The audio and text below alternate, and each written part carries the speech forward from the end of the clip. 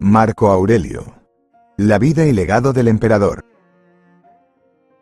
Había una vez en la antigua Roma un hombre cuya sabiduría y humildad lo llevarían a convertirse en uno de los emperadores más respetados y admirados de la historia, Marco Aurelio.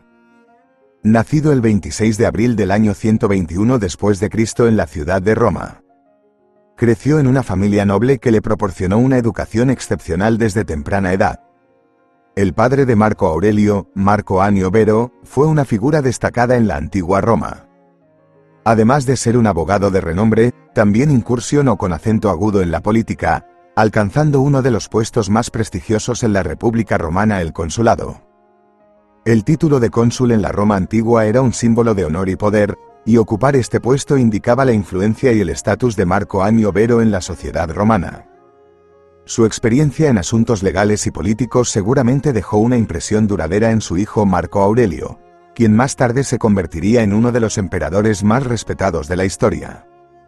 En cuanto a la madre de Marco Aurelio, Domitia Lucila, aunque no se conocen muchos detalles específicos sobre su vida, pertenecía a una familia noble en Roma. Su linaje aristocrático también contribuyó al estatus social y las conexiones de Marco Aurelio desde su nacimiento.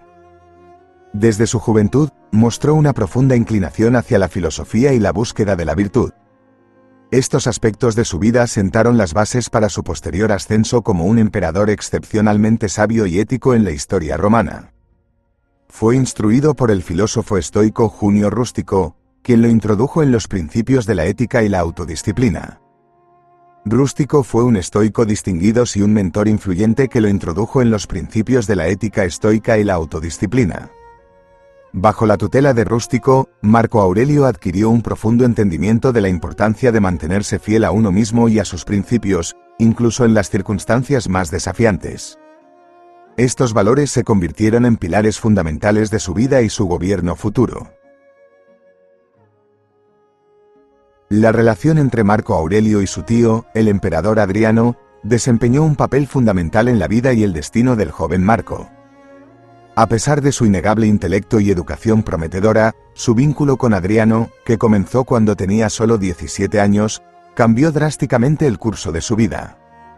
Adriano, un emperador conocido por su interés en las artes y la filosofía, vio en Marco Aurelio un heredero adecuado para el trono imperial.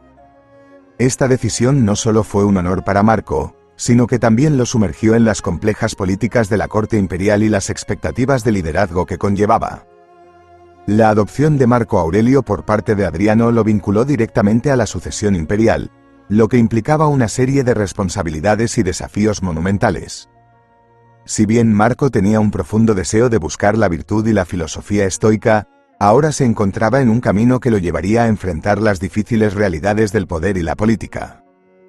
Esto incluía la necesidad de equilibrar sus principios éticos con las demandas de un imperio en constante cambio y la gestión de las tensiones en el Senado y entre las distintas facciones de Roma. La relación con Adriano también proporcionó a Marco Aurelio la oportunidad de aprender de su tío, quien era un hombre de considerable erudición y un entusiasta seguidor de la filosofía. Adriano, además, tenía un profundo amor por la arquitectura y la cultura griega, influencias que dejaron una marca en el joven Marco. En última instancia, esta relación con Adriano no solo le brindó a Marco Aurelio el camino hacia el poder, sino que también lo preparó para liderar con una comprensión más profunda de las complejidades del Imperio Romano y la necesidad de equilibrar sus valores filosóficos con las demandas del cargo. La influencia de su tío, tanto en términos de educación como de legado, tuvo un impacto duradero en Marco Aurelio y en su gobierno posterior como emperador de Roma.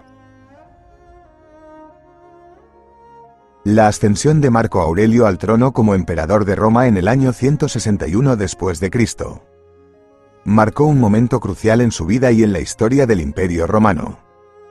A diferencia de muchos emperadores que heredaban el poder tras la muerte de su predecesor, Marco compartió el trono con su hermano adoptivo Lucio Vero, lo que añadió una dimensión única a su reinado. Juntos, Marco Aurelio y Lucio Vero enfrentaron una serie de desafíos considerables durante su gobierno. Uno de los desafíos más apremiantes fue la amenaza militar en las fronteras del imperio.